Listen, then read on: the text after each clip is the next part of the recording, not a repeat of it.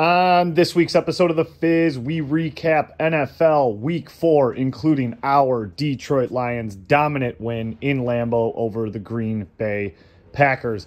After that, we talk about Miguel Cabrera and his magical career that ended last weekend. In addition to that, we get into the Ryder Cup and what was that disaster in Rome. We forget over-under this week because Jerry sent me an email and I lost it in the shuffle of everything. So we skip over under, and that's my fault. But before we get into all of that, I want to talk to you about our main sponsor, our loyal sponsor, Michigan-made Vosa, the ready-to-drink vodka cocktail that comes in two versions. Right now, vodka water with no carbonation, simple flavors, very smooth to drink for any season. And then the other drink that they have is their Highline. The Highline comes in at a 7% alcohol by volume, is a little bit sweeter, and has some more flavoring to it. Both of them are awesome options if you like RTD vodkas. Check them out. They are Michigan-made. They support the Fizz. They support Champaign Athletics. So next time you're at the store, take a look at Vosa. Give them a try. Hand them to your friends. Spread the word. Vosa. Enjoy the finer things. But now, let's get into the Fizz.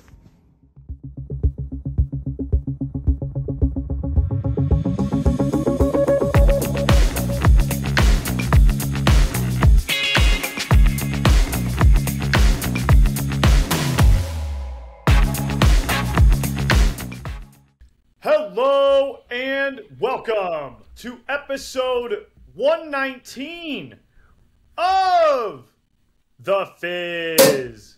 Thank you all for joining us. It is October 1st at 7:45 p.m. I am with the main men, Ice Cold Brew Lou. How we doing, Lou? Doing good, baby. Stomach is bubbling right now. Had a full barbecued slate today. Great NFL action, baby. Ready to get after it. Fucking right. Channy Football is with me as well. How we doing, Channy? Q4 on the calendar, Q1 complete on the NFL calendar, ready to jump into it. Fuck yeah. And that's exactly what we're going to do. This is our Sunday show. We are all remote today.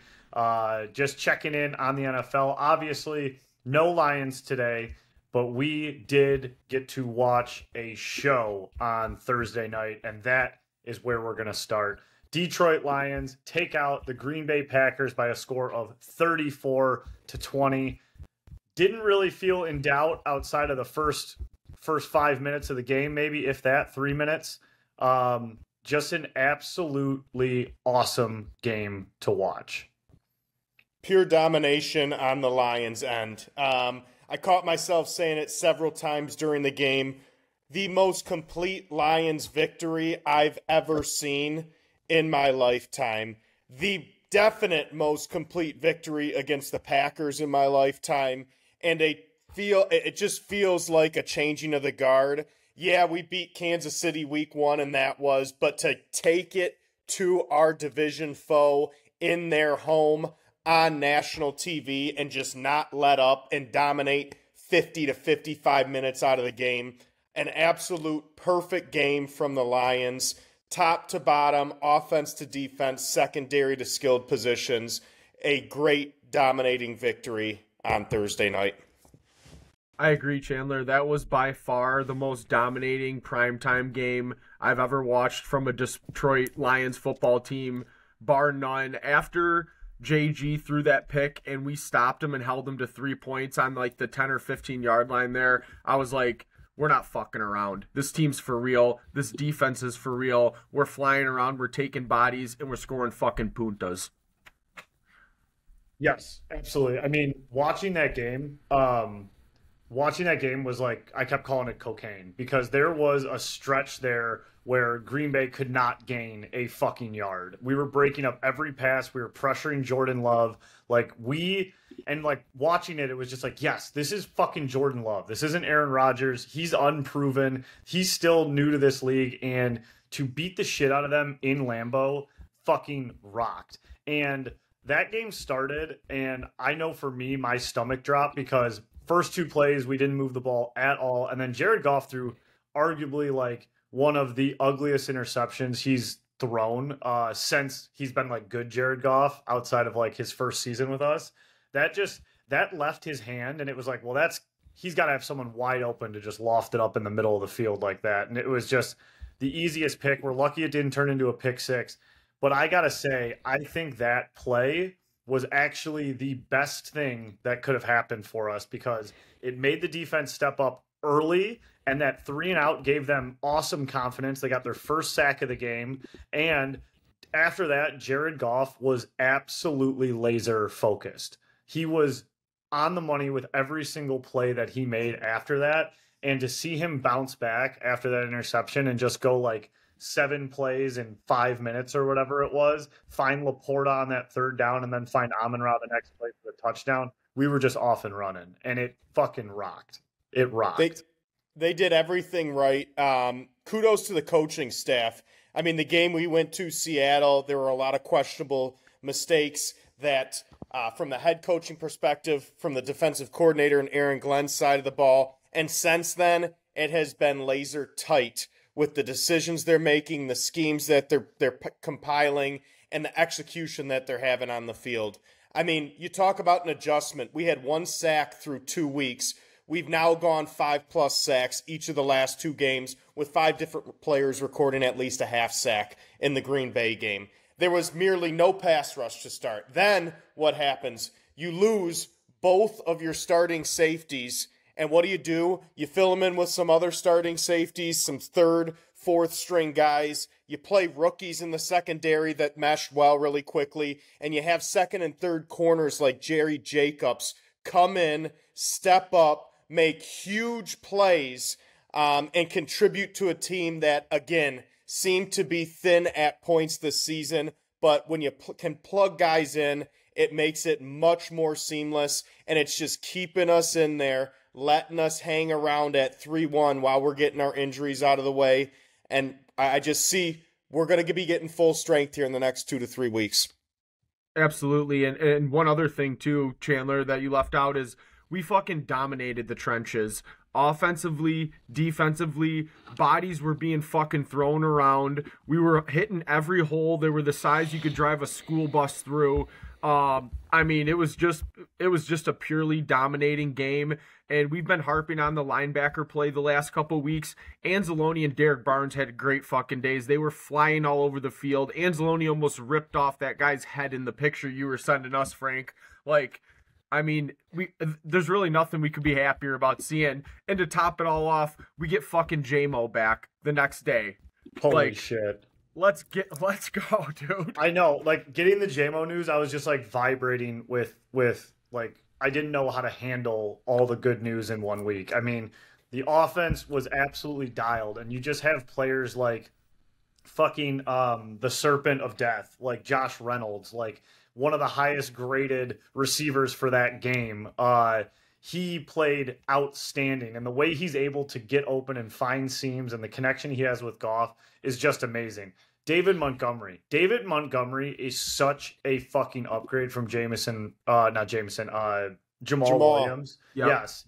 It's actually crazy. He has so much more shake to him, so much more pass catching ability, and he's just like bigger and more athletic than I ever thought. And I want to make this statement right now to everyone on the internet. I have JMO on, or Jesus, I keep mixing up all these names. I have Jahmyr Gibbs on my fantasy team. I've bet him first touchdown, anytime touchdown, every single goddamn game. Do I want him to score a touchdown? Yes, I do. But do I give a shit that David Montgomery got the 3 tugs on the goal line? No, I do not. And everyone out there shouldn't care either. The amount of tweets I'm seeing of like, how are you not using Jahmyr Gibbs? Like, Montgomery's the starter. It's working. Gibbs is a rookie. Who gives a shit? We are 3-1, and we're crushing it on the ground. So if you're crying about your fantasy team or your personal bets, just fuck off. Just fuck off. And I will cry a little bit, tiny bit, but at the end of the day, I'm way more happy that the Lions are putting up W's than I care about my fucking fantasy team. So amen. All day. And guess what? You're going to have guys, there's only one ball. You're going to have guys that unfortunately aren't going to, I guess, maximize what their individual production could be. But, hey, we're seeing Laporta. he's stepping up and probably doing a little bit more than we all thought he could coming into the season. You throw J-Mo into the mix. It's not going to give the existing guys more opportunities. It's going to take away opportunities. But like you said, Frank, I don't want to hear, why did we draft a guy in the first round if this is what we were going to do? We're winning games. It doesn't matter who got drafted where and when and how much they're contributing. The guys on the field are doing what they need to do. The players that are coming in second string and giving guys some breathers or whatnot are doing what they need to do. Everyone is taking their identity, their individual identity to this team, making it their own role and becoming a team. So if Jameer's only going to get 10 touches a game, so be it. If we're winning the game and that's how we're going to win, that's okay. The Detroit Pistons won the championship with the number 2 overall pick of that year sitting on the bench. No one would take that back, and no one would say they'd rather have X, Y, and Z and trade in that championship because we did that. Absolutely.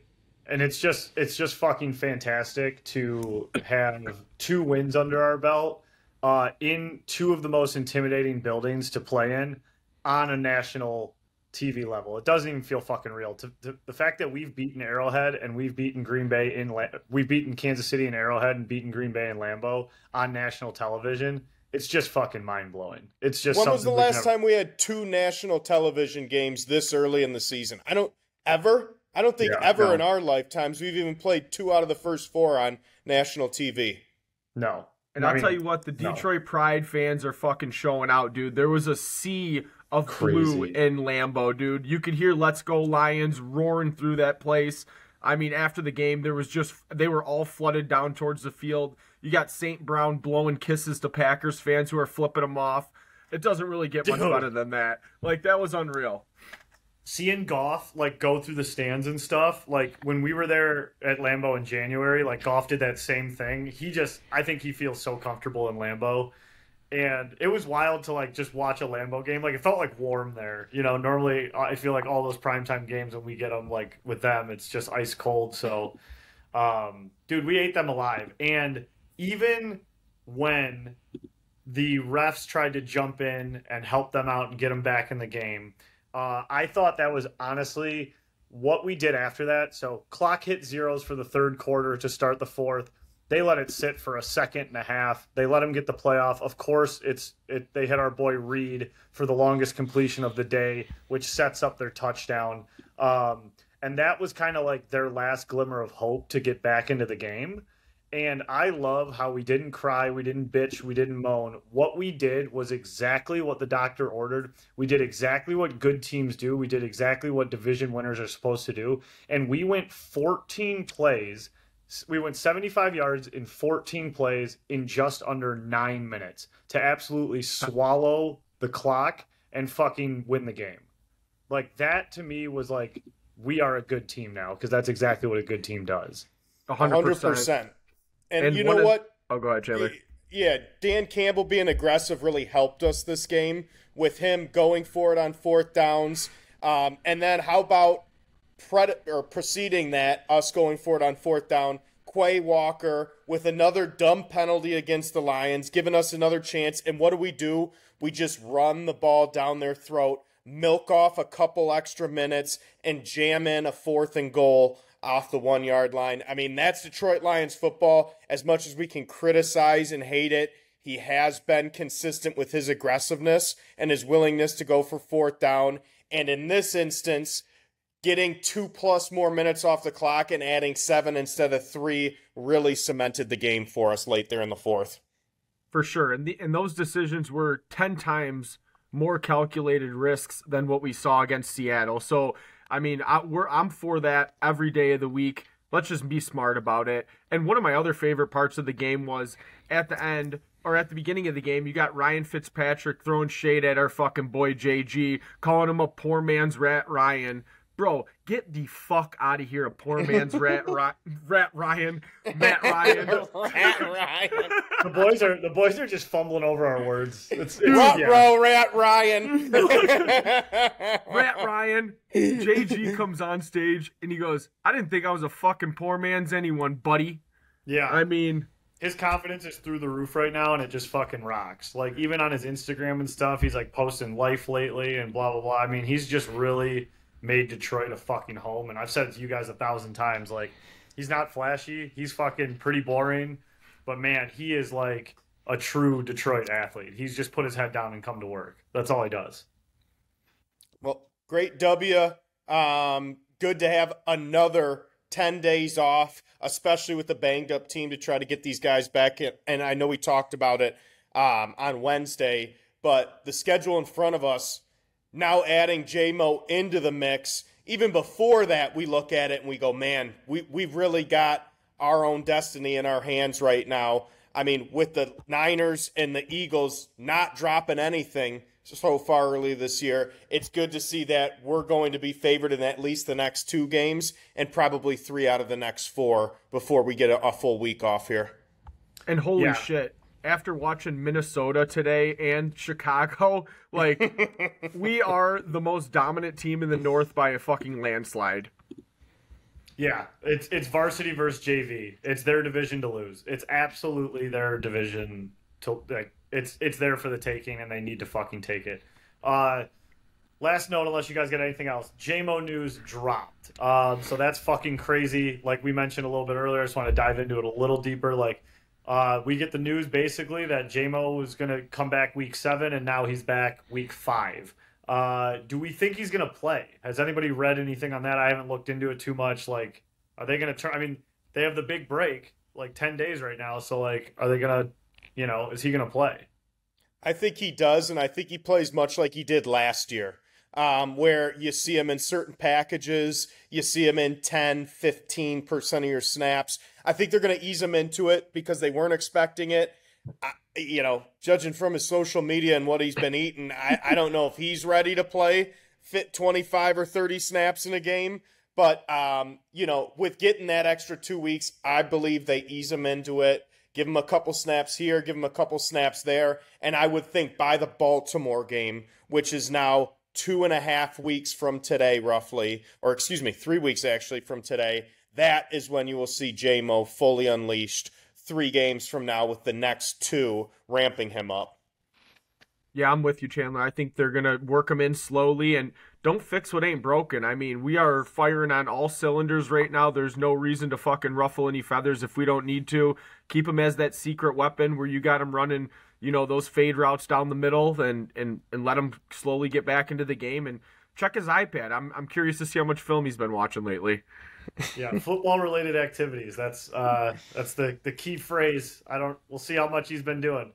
What do we know? And hell, put him out there. He's still a fucking speed demon. Like, you can at least take the top off or use him as a decoy or anything. And it's not like Marv's really stepped up, you know, in his expanded role. I think he's dropped every single target besides the one he fumbled versus Kansas City. I love you, Marv, but, like, man, I don't know. He must rock in the locker room, I guess. Fuck yeah. So next week we are home versus Carolina. To me, I'm calling that a revenge game just because last year Carolina, we didn't. To me, that's the game where we decided not to make the playoffs. You know, that was the one where we were rolling, 100%. We were cooking with gas, and then we went on the road to Carolina and they fucking fed us our lunch, picking up 13 yards a carry. That really was the momentum killer. So this next week you got to go in and they're coming into our den. You got to beat the shit out of Carolina. Like, whatever that line is, I'm going to take it because I know they remember it. I know that defensive line remembers getting pushed around by Carolina last year. So next week we got to just bag them. Take care of business. Take care of what's yours. That's what great teams do in this league, is week in, week out, bring their best game regardless of who their opponent is. Got to be a double-digit victory next week to keep the momentum rolling. Yeah, Bryce Young, Pizzo's boy, should be running for his life. I think he sucks. I think that we're seeing this week in and week out that he stinks. He has tiny. Zero pocket presence at all. And he's so small. Like, he really looks... Yeah, he's just a wee little guy. And, like, at least, like, and I don't like Kyler at all, but, like, Kyler at least has some stockiness to him. Bryce is just a tiny little guy. He's just a whittle guy. He is, which is not it's not normal for Bama. Kind of wild too. I looked ahead a little bit at the spreads, and the Lions opened up at -5.5. That has already moved up to 8.5. I'm seeing. Wow, 5.5. Yeah. Jesus. Holy shit. I mean, I wish we all knew that, because that's fucking call the Brinks truck and back it up, boys. Yeah. Inside job. All right, boys. Well, that's our Lions recap. Let's move into week 4 here. Talk about some notable games. Kind of would like to, if you guys are good, even if it's just a couple seconds on each one, just running through each game. See what kind of notes we have. Some might be a little longer than others. So first one I got on the list is Falcons-Jags. And me personally, I'll lead off. I don't have much about the game outside the Falcons might be a bottom 5 team. Were either of you able to watch the Toy Story presentation of the game today? I saw you were fucking dialed into it today, Sid. Yeah. I had to check it out. It's research. So I only watched like maybe the first quarter of it. And it was ridiculous. It was an absolute like clown show, but it was like live as everything was happening, and it opened with like 10 different glitches, which was like pretty funny. So like they had like AI Booger McFarlane toy, like the co-host with him, and the play, like when the plays would happen, there would always be these like glitches. But they had some like pretty like fun ideas with it. Like the fucking Slinky Dog was the yard marker, the Claw was placing the ball. But it was just so like unsustainable for like an entire game. Like it was like, okay, this is kind of a cool little gimmick. And then, you know, like fucking Trevor Lawrence would like throw the ball and it would like be like kind of suspended spinning in the air, and then like he'd be like touchdown, and like no one would have the ball. There was just like these glitches that didn't work. I think it was like A for effort, but like kind of C- on execution. But it was like just a fucking ridiculous like thing to watch at 9:30 this morning. Yeah, it doesn't help that Atlanta's one tier above the ass juice Chicago Bears too, because that team fucking stinks. Atlanta's a tough watch. I'll say this: I was simping out. I didn't watch a second of the Toy Story. I was at the grocery store this morning, so I was simping out.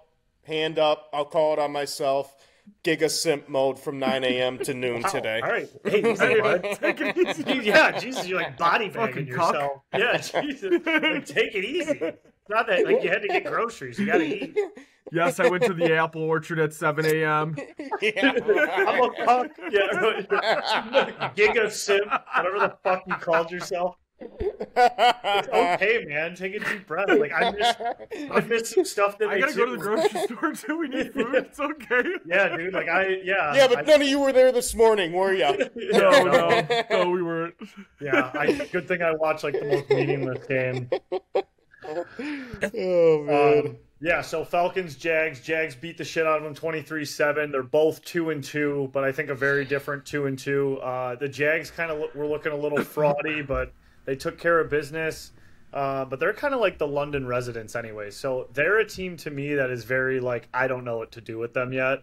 We're going to do a little over underrated later, but like, yeah, the Jags I'm pretty confused about. Falcons I'm confirming as ass. And it's funny you say that they're the team from London, because I did just see that. I think this is for the first time ever. They have back-to-back games in London as they're playing Buffalo next week in London. So it is funny. Yes, they've become like the London team to be featured. But yes, they are going against the Bills next Sunday in London. Now, are they just staying there then? They're not coming back and then flying back out, right? I wonder how that works. I would think they got to stay there. That's a 6-hour flight, 7-hour flight? I'd be so pissed as a Jags fan. Oh, my. Yes. Fuck that. Yeah.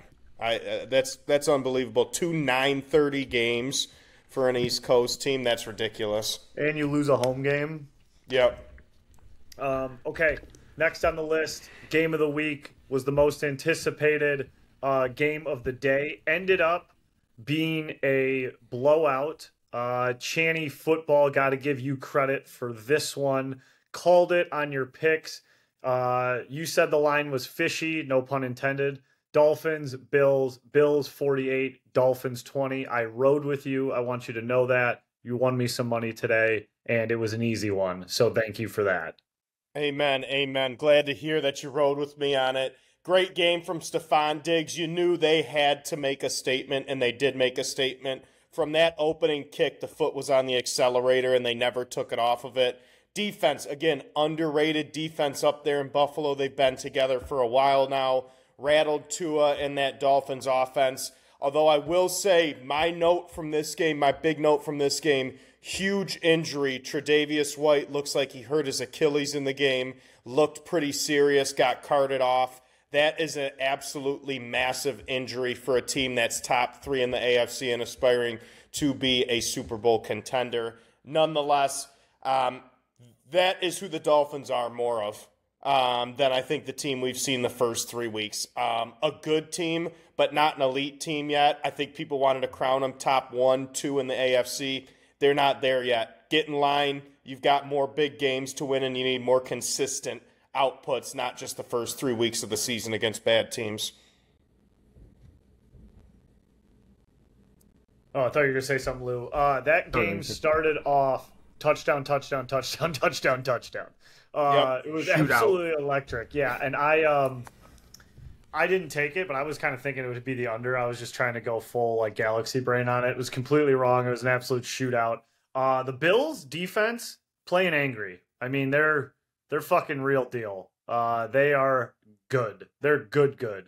So I thought the Bills would regress a little bit. It kind of looked like they might after that one loss they had, but they're a force. They're an absolute force to be reckoned with, and they're going to be one of the final 4 teams in the NFL this season if they can stay healthy. Yeah, they looked good, and they shut down, Miami's biggest weapon in Tyreek Hill. I think he only had like 3 or 4 catches for about 50 yards today. But that running back that they got, that guy's for real. I don't know how to say his last name, like Achane. Yeah, he had 102 touchdowns again. He looks really good. So they definitely got something special in him. But, the Bills capitalized on taking Tyreek out and just took the hammer to Miami and set them back in their place. Absolutely. Moving on to the complete opposite of that game. Jesus Christ, Lou. Moving on to the complete opposite of that game is Bears Broncos. Sorry, fucking Lou's, it opens the show with that his fucking stomach's rumbling. We got headphones in and I'm hearing his fucking gassing. I was trying to let that one go lightly. Yeah, well, you did it. Like, I heard it, and it didn't help that you, like, I got a Hemi, brother. Like, we're on camera. Like, everyone saw you pop up and then, like, you farted. I lifted up a little bit. I was about to take flight. Yeah, I know. We saw it. You are on camera. Unbelievable. Professionalism's just in the trash. The Sunday show, I'm trying to figure it out. Rat Ryan. You are Rat Ryan right now. That is hilarious.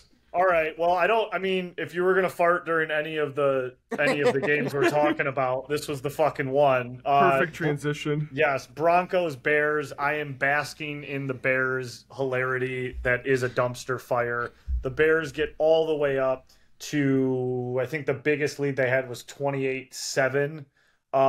Looked like they were actually going to have a good day, win this game versus a bad team. Justin Fields had big numbers, but no. Not so fast. They bared their way to a 31-28 loss, and the nightmare season continues for the Chicago Bears. Well, you mentioned it. Justin Fields, good stats, 4 touchdowns to start the game, and then Justin Fields, the last 20 minutes of the game, fumbles it. The Broncos take it to the crib, throws an interception on a last-minute drive. You've just got to wonder. They currently have the number 1 overall pick and the number 2 overall pick. If he doesn't get it together soon, you're going to see Caleb Williams and Marvin Harrison, Caleb Williams in an offensive tackle, Caleb Williams and somebody in a Bears uniform next year. Yeah, they don't really have a choice at this point. Like, you can't watch much more of this if you're a Chicago fan. Yeah, and that might, I mean, and they might look back at that game and be happy that they lost it because they really are sitting 1-2, and it's not going to get any better. It's crazy that we still have them twice on the schedule. Just selfishly thinking of Detroit, and it's always just weird. Like Bears, no matter what. Like I think we've mentioned this before. It's just something about like a certain position in a uniform that you still don't believe who it is. It's like Tom Brady in his prime could have went to the Bears, and I feel like he would have sucked. You know, it's just they have never had that position figured out. So even if they do land Caleb Williams, it's like I don't know. I'm not going to believe it till I see it because they've truly never had that position figured out. Even when they went to the Super Bowl, they had fucking Rex Grossman there, who I think like fumbled the opening snap or something like that. Yeah. I mean, the one I'm going to self-report that I put a note on today is Bengals in trouble in all caps. They got absolutely bum rushed today by the Titans. Every time red zone flicked over to it, Burrow was on his back. He was throwing an errant throw. There was a pass rusher in his face. The Bengals' offensive line is the problem right now. T. Higgins leaves hurt. Jamar Chase is frustrated after the game. The Bengals start 1-3. Burrow's banged up. They're my Super Bowl pick. I'm nervous, officially nervous, that they're not even going to make the playoffs. Ring the alarm, Chernobyl. So ring the alarm. I'm a little nervous about the Bengals, and I don't think it's going to get any easier. Chandler, they look like shit, man. Oh, I would be nervous. Nervous is nervous is a word. That's a word for it. They're your Super You better Bowl go back to champs. Kroger, brother, because it's giga nervous. Dude, they put up 3 points today versus the Tennessee Titans, who are like the most middling team in the NFL. The not too shabby Tennessee Titans. I guess so. That's one of those teams I guess I can't figure out. The Bengals, I mean, that was the game and the score that shocked me the most. And I know I said they would regress this year. I had no thoughts that they would be losing to Tennessee. They'd be 1-3 and losing to Tennessee, 0-2 at home, and losing 27-3 to a team that really has no offense. Unbelievable. Unbelievable. Yeah, I was watching the game at my buddy's house, and I'm like, have they showed anything from the Bengals game? Because it was on for like 30 seconds max throughout the day. Yes, that was the. We should, when we do these Sundays, we should have like the Red Zone Awards, and like that game was the like didn't see it at all game. Never even knew it was on. Yeah, the only thing I saw was like Tannehill overthrow DeAndre Hopkins on like that little like fluke play. Yeah. Okay, so Bengals are ass. Channy's a little nervous. Giga nervous. The other team I'd like to add to my not too shabby list is the Commanders. That looked like that was a pretty good game. Them and the Eagles were going toe to toe. Commanders showing a lot of heart at the end of the game. 14 points in the fourth quarter. String it out in overtime. I know they lost, but like they still fought with maybe the top 1, 2, or 3 team in the NFC. I don't think the Commanders are as bad as people are saying. Ugh.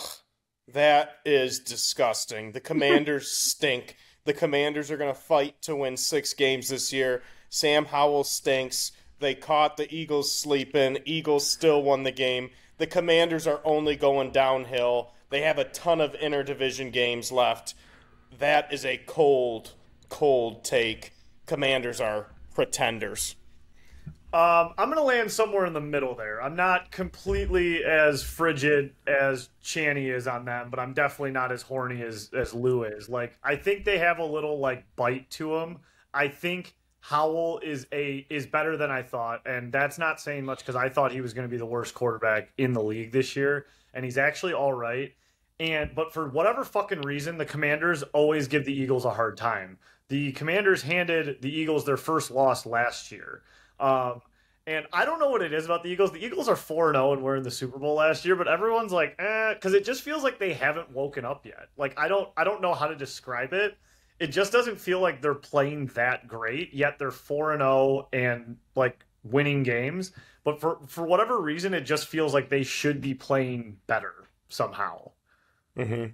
Yeah, I can see that. They haven't clicked fully in one game. I will tell you a team that has, the Niners, 14 straight regular season wins. They are bulldozing every team. We talk about who the Lions have to go toe-to-toe with. I think we can all say Lions are top 3 in the NFC. Most definitely top 4. You can't argue that they're outside of the top 4. If you want to put the Cowboys ahead of them, whatever. But the Niners, to me, are the clear-cut number 1 team a quarter of the way through the season in the NFC. And if you say today, what does the NFC run through? It runs through San Francisco and the 49ers, in my opinion, after another dominating victory. McCaffrey, 4 touchdowns today. And stop not making money on the San Francisco 49ers. Like, it's time to just take them every game until it misses, and then take McCaffrey to score every game. Because I think he's at 13 or 14 games in a row, dating back to last season, of scoring a touchdown. And with 4 today, they're clearly not making any changes to that plan. So let's all make money. Let's just we're taking Kelsey anytime. We're taking McCaffrey anytime, every week. That's just financial. And they're all advice. over it, too. The books had him at minus 230 to score anytime touchdown. So they're like, They can't even figure out a number. And they're getting fucking smarter or rattier, whatever you want to name it, because, in the apps, a lot of times you have to go to a same game parlay. Like, you have to go into the special area for a same game parlay. His anytime touchdown shot up to minus 330 if you did an anytime parlay, because it was so easy to take McCaffrey and money line. So they're like getting smarter. They don't keep the same lines for when you parlay it, which is so fucking rat. That's Rat Ryan type Rat stuff Ryan. there. That's Rat Ryan all day, That's baby. Rat Ryan. I mean, can we say too? It's the great divide. Is Brock Purdy good? Is he not good? You got to give him his credit. He got injured in one game, and that's the only game as a starter he's lost in his NFL career, and that was obviously in the NFC Championship game last year against the Eagles. The guy just wins. The guy just does what is asked of him, and maybe that's all he needs to do for this team to be a contender. But they look like they are on all cylinders. Like you mentioned, Eagles, it's like, when are they really going to have that breakout game? That's been San Francisco every game so far this year. Yeah. Side note, too, they didn't use Debo today. Debo had 0 targets and 0 carries. Bitches. Yeah, they I'm just gonna didn't be a fantasy complainer on that one. Yeah, and that's fine. And we're playing each other this week, and that's how I knew it, because I looked. I was like, why didn't they fucking use him? But I just think that's crazy that they don't use. I mean, that guy's that's their top receiver, and they didn't even fucking use him. I guess if you keep handing the ball off and the ball keeps ending up in the end zone, it's hard to fucking argue, Yeah. Right. Fuck. And to be fair, I don't care if you complain about fantasy for the fucking Niners. Right. You know what I mean? I'm talking hometown dogs. Yeah, I'm talking the Lions fans who are crying that, we're winning games, but Gibbs isn't scoring enough. I digress. Yep. Okay. Good.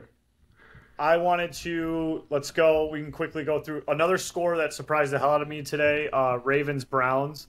I know that Deshaun Watson was out, but I don't think he's any good, and the whole story has been the Browns defense. Obviously, you can't win if you don't put up points. They only put up 3 today, but once again, that division just kind of keeps mashing around, and we can't figure it out. I have the Ravens winning that division, which right now feels pretty good, but we'll see what the Browns can do when they get their guy back. But that score surprised me for such a blowout. Yeah, when I took the Browns, I didn't think they were going to be Deshaun Watson-less. Yeah, right. So that caught me off guard. But good win by the Ravens. That's the game. Obviously, you can't overlook any games here in the NFL. But for the Lions, you go Panthers, you go at Bucks, and then you got the Ravens later this month. That's a real test. That's our next test for the Lions. So be interested to see how we match up to them because, like you said, Frank, they look to be in pretty good position to win their division right now and be a top 4 or 5 team in the AFC. Yep. Yeah, and they're just one of those teams where if you see them in the playoffs, they can always punch you in the mouth. I mean, Lamar Jackson's former MVP. He's electric. If you can't figure him out, he'll burn you. And, like I always say, John Harbaugh is a great coach. He's probably a top 5 NFL coach. They're a good football team. We're going to be seeing them in the playoffs this year for sure. If they didn't get Dobbins hurt, I think they'd be an absolute powerhouse right now, the Ravens. My heart breaks for that guy. I for just sure. feel so bad for him. For sure. Another team, too, to go along with the Bengals, I know they weren't nearly as hyped as them, that need to start ringing the siren, is the New Orleans Saints. And get fucking Carr out of there. That guy stinks. I can't watch him throw another football. He couldn't hit the fucking broadside of a barn, dude. Like, they are bad. You want Taysom Hill in there? Yes. I would rather have Taysom Hill 100%. Not kidding. Are they bad or are the Bucs dominant? That is the real question. No, they're bad. No. They're bad. that's I don't the know. answer. I don't know. The Bucs look to be pretty unit. good. Hey, I said half unit at the start of the year, and I got ridiculed. You should have. You should have. The Bucs have looked good, though. They have looked good, but the Saints are just yuck. All right, the Bucs have a surprising 3-1 record. Is how I'm going to phrase this. Like, I don't think they're gutter trash of the NFL, but they have beaten the Vikings, the Bears, lost to the Eagles, and then beat the Saints. Like, granted, these are NFL games and they're 3-1, so you can only play who's in front of you. But I just, they get us next week, and. Or wait. You know who else is in front of them? Not next week. The whole NFC South, which is the worst division in football. They've got an easy schedule. That's part of why I think they were going to win it and make the playoffs. They've got the Panthers twice, the Falcons twice, and the Saints in their own barn for 5 of their last, 13 games this year. So they got the Colts too. They've got some easy games, and if they've got the Colts, they've probably got the Texans too. They do. They've got an easy schedule, and that could be a surprise 10-win team that's going to get blown out in the first week of the playoffs because they didn't play anyone during the season. All right, fair enough. As long as you're admitting it. They're not the real deal. I want to end my notes with a note that just keeps coming back on, that Brandon Staley is the worst in-game coach I've ever seen. This guy makes a mistake every week. Last week, 4th and 1 on his own 25 against the Vikings with 1:45 left.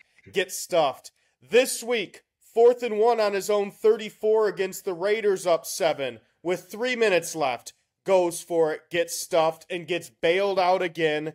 I don't get it. I don't care that they're 2-2. Fire the guy. I don't care that he's on a 2-game win streak. Fire the guy. He's incompetent. He hasn't learned from his mistakes, and it's just a ticking time bomb. And he's just wasting Justin Herbert's time with Keenan Allen and a lot of talent on that roster. I also know, a side note, Khalil Mack, 6 sacks today, 1 sack shy of the single-game record. I haven't heard of Khalil Mack here in probably 2 or 3 seasons. I wasn't even sure that he was impactful anymore, but a 6-sack game, I don't care who you're playing, that is a special game. And again, 1 sack shy of the all-time record. Yeah, and I would say with the Chargers too, like just in-game decisions. Whoever got their pick at the end of the game, like, could have shut the door on that what game. the fuck was and that? And he ran out of bounds. And he could have picked 6 that, but instead, like, 2-minute warning hits. They had 1 timeout left. It gave them another shot.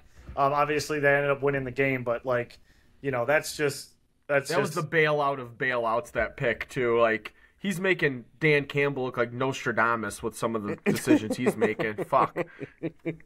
Yeah, I mean, the Kirk Cousins bailout was the bailout of bailouts. Like, I've fucking right off Hawk's hands. Couldn't agree more though. A couple other ones we didn't touch on. Texans blew the doors off the Steelers. Craziness. Just fucking craziness. Lou, I think you had the Steelers this week. I did, yeah. I think I've done 50% like the last 4 weeks. Yeah. I mean, this was my only week finally getting over the 50% hub. But, like, just what happened in that game, the red helmets, Texans come out firing. The Steelers, I can't figure out at all. Like, yeah, I'm done betting on the Steelers, and I know that the Vikings covered, but I'm fucking done betting on them. That team, I can't fucking watch any more of that. Yes. It's enough. Because you take that bet and then fucking they go pick 6 to, like, on the 1-yard line, and you're just like, God, this team sucks to watch. Here we are. The Vikings are still trash, even though they beat Carolina. It just shows how trash Carolina is. And then I'm going to tote myself here for the Cowboys beat down of the Patriots, 38-3. I said I rolled that one with you too. Yeah, I just thought they were going to play angry, and the Patriots really have no offense. And Bill Belichick is not Bill Belichick. Like, he's just not anymore. Yeah, I believe they sat Mac Jones there in the middle of the game and moved the old Zappy Bappy, so that team is fucked. Yeah. Oh, wait, last game we didn't touch on was Rams-Colts. Rams go up big, seems like a blowout, seems like a snoozer. Colts make a late push at the end, tie it up. Goes to overtime. The Rams are able to win. Puka Nacua, the story of the NFL at wide receiver. 9 receptions, 163 yards, and a touchdown. Stafford's found his new Cooper Kupp until Cooper Kupp is back. Oh, the wide receiver? No way. Old Puka shell. Yeah. What Puka has the record, 39 receptions through the first 4 games. 9 more than any receiver to start his career. So, unbelievable stats. It seems like I thought that was going to be one of the worst teams this year. I thought the Rams were going to be a bottom 5 team after losing Ramsey, after having Kupp get hurt, after just kind of getting gutted as a whole. And they've scrapped out to a pretty good start.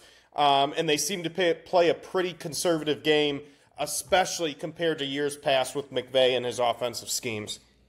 Yeah, I think McVay is, credit where credit's due. He's a good coach. I think Stafford's a good fucking quarterback. And, their D-line is pretty solid. So they can create some pressure and they can scrap out a few games. So, yeah, it's good. They're good. Wouldn't that be something if they got a wild card and came to Detroit for the game? Stafford comes home to play the first game in Ford Field. That would be a dream. That would be awesome. That would be awesome. I do think, Niners are going to take that division, so it's them and the Seahawks duking that one out most likely. Yep. Still unsure about the Seahawks too. I think they're playing tomorrow, right? Monday night. Yeah, they are. Yep. Versus the Giants. If they trip up there, we're definitely going to be questioning some things because I'm confused on them too. All right, boys. Well, that was our NFL rundown. Do you want to move into other topics here? Yep. Yeah. Sweet. Channy, what do we got on the list? I'll let you lead her off here. Yeah, so I know we just wanted to briefly touch on it. We did more of it on Wednesday, but it's official. Miguel Cabrera's career is over here in a Detroit Tigers uniform and as an MLB player. Again, one of the GOATs, one of the faces of the franchise. Just weird, going to not be seeing him for the first time in 16 years next year. But for an organization that's done so much wrong this last decade, kudos to the whole Detroit Tigers organization. I talked to a lot of people that went down there this past weekend.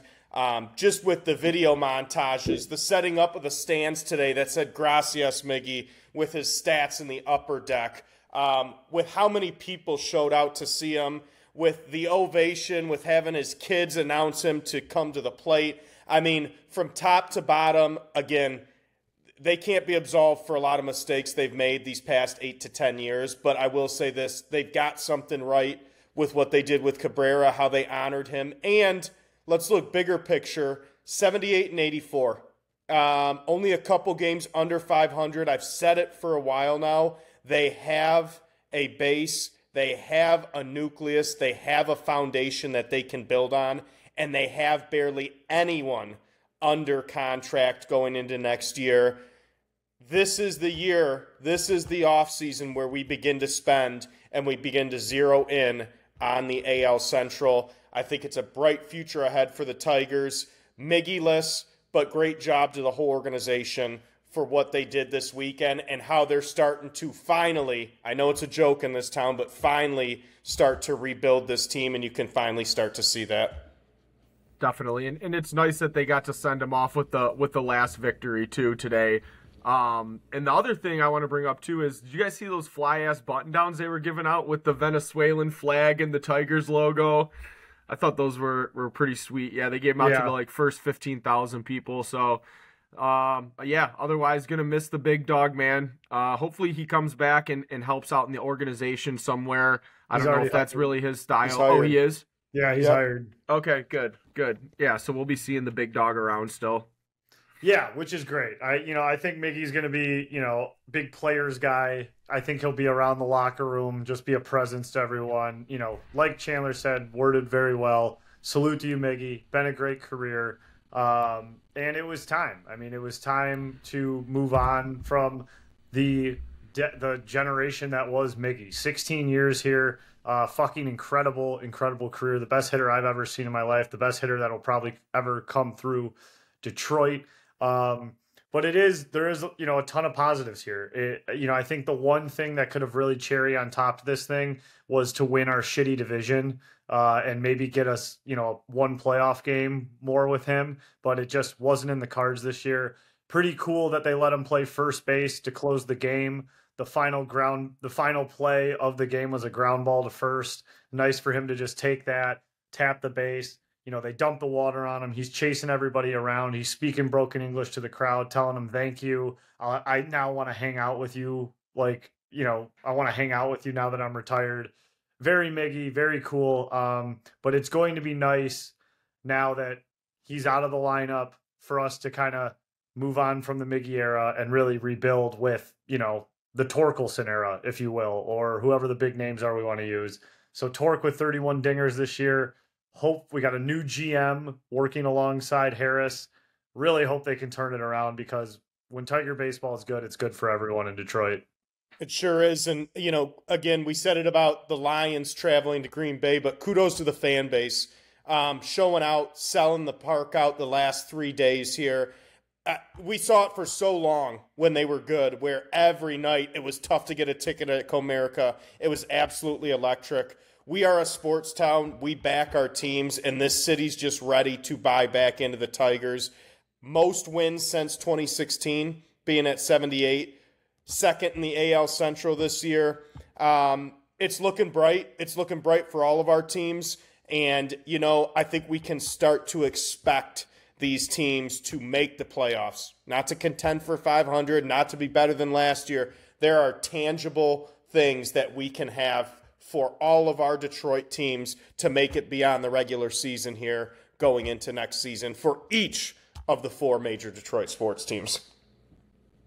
Yeah, and it's awesome to have the dedicated fan base and the knowledgeable fan base to an extent. I mean, when Miggy, that stadium was fully packed, fully standing at the end of that game, and Miggy's on the microphone and he's talking to the crowd, and they're dead silent. I mean, they're dead silent, waiting to hear what he's going to say. And it's not like Miggy's some great orator, but they're there. They want to be a part of it. They want to experience it. And the same went for when he was chasing 3,000 hits. I was lucky enough to see him get to 299.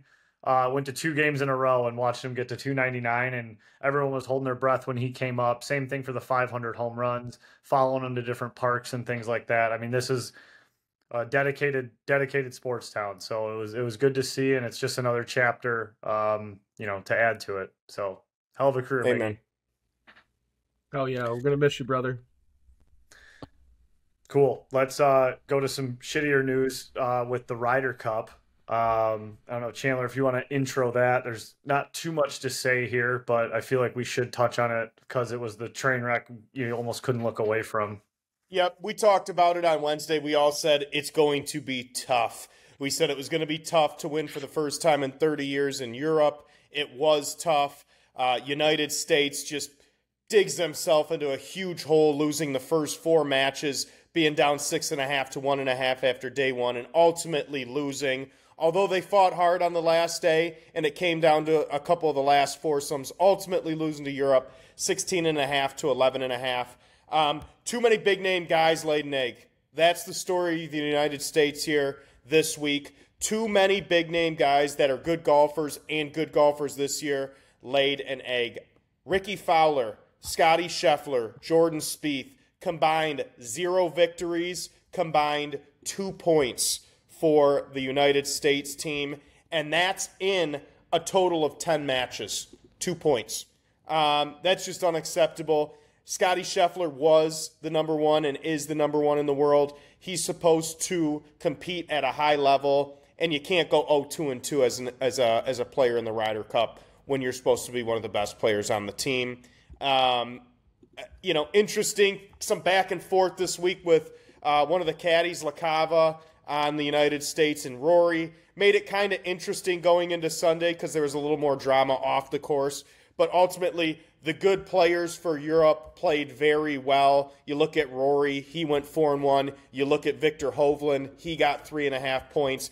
The top players beat our top players, and that was the difference in Europe taking home the Ryder Cup again. Yeah, Rom shoved us in a locker as well. I just felt like kind of embarrassed by this whole like spectacle that was the Ryder Cup from the US end. It seemed like Europe just went in, handled their business, represented their respective countries, and beat the shit out of us from top to bottom. Maybe towards the end it got a little close, but nothing even really noteworthy. They never really had it out of reach. Even checking the matches this morning, like everyone, like Hovland was up early and there was no room for error. We needed to take 9 of 12 today to win. And it really didn't feel like we were ever going to do that, even if we did make some pushes. But to me, there was just a lot of things that Europe makes fun of the United States for that we just did as stereotypical Americans. Like, we argued amongst ourselves, we cried in the media, and we like complained about not getting paid to represent the country and did like silent protests. And it was just, to me, it was just everyone kind of went there with their own agenda and their own ego. And it didn't work out. It didn't mesh. It didn't gel. And I just thought it was really embarrassing and like off-putting to be a USA Golf fan this weekend. They just didn't represent the United States well at all. And I think you had all of Europe in unison swinging hats around, like singing a song, making fun of Cantway. And I just thought it all looked shitty. You had like the old caddy fucking yelling at Rory. Whether that was good or bad, it's still just like the caddy yelling at their top guy. I didn't like anything. I just thought the aesthetics of it was just like bad for the US all around. So what's your guys' take on that? Like, obviously everyone was waving the hat around. The reporter came out saying that Cantlay didn't get paid, or they don't get paid for the Ryder Cup, so he didn't want to wear the hat. And they actually asked him about it at the end of the tournament, and he simply said that he didn't wear a hat because it didn't fit.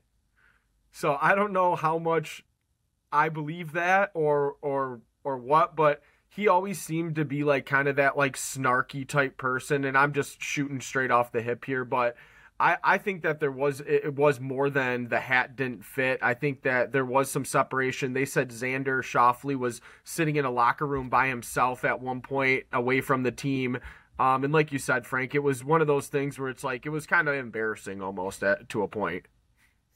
And you thought that wasn't going to be the weakness of this team, because some of the captain picks were locker room guys and friends of guys on the team.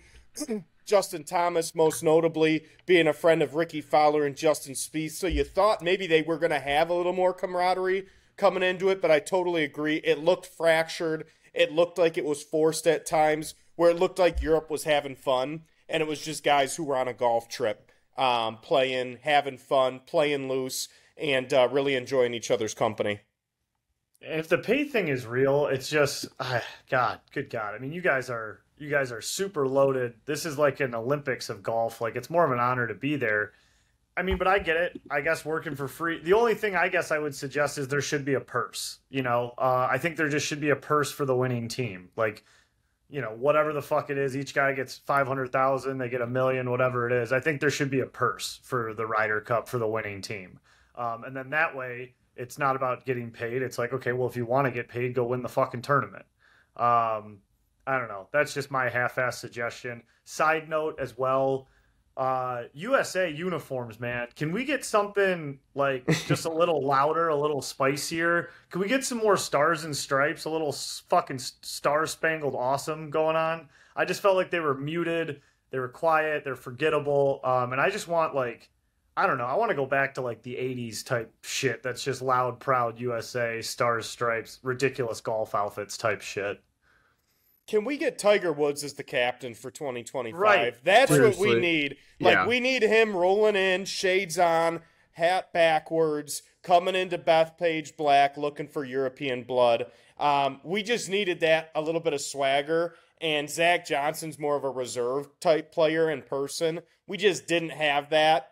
And I agree, Frank. I mean, could you have a duller, more similar looking uniform to Europe? At times I couldn't tell who was on what team. Yeah, it was just like, let's fucking get some stars and stripes going, boys. Yeah, no, Jesus. I hear ya. And the other gripe that I have, dude, and this is not just the Ryder Cup, but it's golf coverage as a whole. Why is it so fucking hard to have good TV coverage in golf? It makes no sense. The Masters is terrible. This is terrible. USA Open is terrible. Watch the NFL. Watch NFL Red Zone and just mirror that. You got a camera flashing every time somebody takes a shot. You go back to the studio, quick little blurb on it, back to the shot. There was only 80-something shots being hit. How the fuck do we not be able to see every shot that's being taken? It's so bad. It makes me sick every time there's a good tournament. You can't watch any of it. Dude, and for me, Pizzo, couldn't agree more. And to add to that, a guy like me who is a golf fan but not a super, super knowledgeable golf fan, I want, when they flash to a guy on a hole hitting a putt, show me his name, show me what he's shooting for. Like, a lot of times they just go blank screen with the guy, and I think they do that to, like, show the beauty of golf, to not clutter the screen. Stupid. But I want to see the guy's name, and I want to see what he's shooting for every time. Because there are times... Yeah. Go ahead. I was going to say, if you don't watch golf on a regular basis, the scoring in the corner is so hard to follow. You have no idea what it means. Like, make it simple for the average golf fan out there. Yeah. Like, I don't need the fucking Toy Story walkthrough like I got this morning where they're literally, like, explaining what punting is. But just a little, like, scoreboard of who's fucking shooting and what they're shooting for is all I'm asking. On every frame. Like, every frame, so I know what the fuck I'm looking at.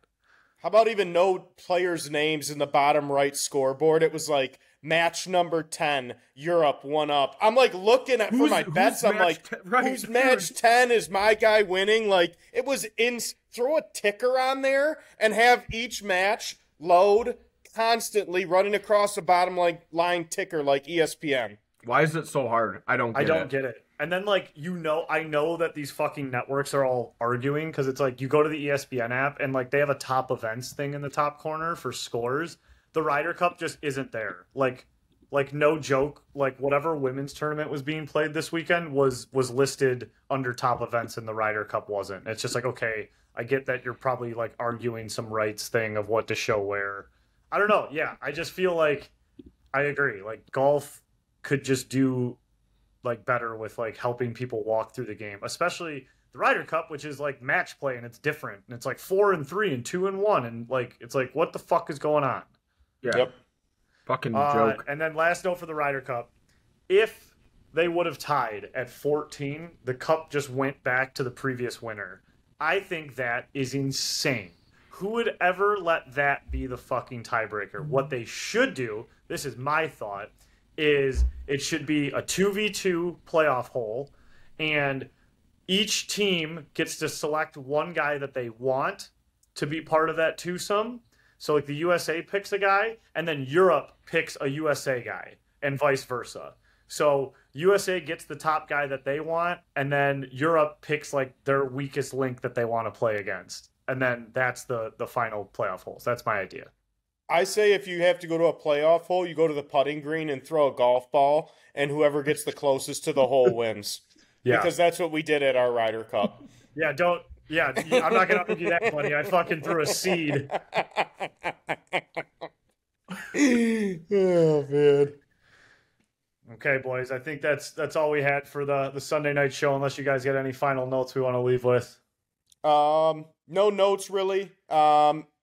Should have a little bit of a preview on Wednesday, I would think, for what's coming up on the weekend. And then also a little bit of a deep dive into the MLB playoffs, as those would be starting this week. So just a little glimmer of what's going to come here Wednesday. Yes, and then also this week, if you are listening, shoot me some DMs. Shoot info@champagneathletics.com, an email for number 1, mailbag, if you have any questions for us. And then number 2, where we should tailgate on Sunday for the Lions game. We have done Greektown. We have done Eastern Market. We are looking to go to a new place every week. if we can. So if you got a spot, you got a tailgate, you want us to come bug you with a microphone, we will absolutely do that, and we will be there. So let us know. We love seeing you guys on Sundays. And, as always, thanks for listening. If you are listening on Spotify and Apple Podcasts, rating this 5 stars helps a lot. Writing a review helps a lot. Sending it to a friend helps the most. So if you're able to do that, we really appreciate you guys. As always, check out the store, follow the Instagram, follow the other socials, subscribe on YouTube, all that shit. Every little bit helps, and word of mouth helps the most. So don't forget to tell a friend. So thank you guys for listening to the Sunday edition of the Fizz, episode 119, and we will see you next week. Have a good great week, team. everybody.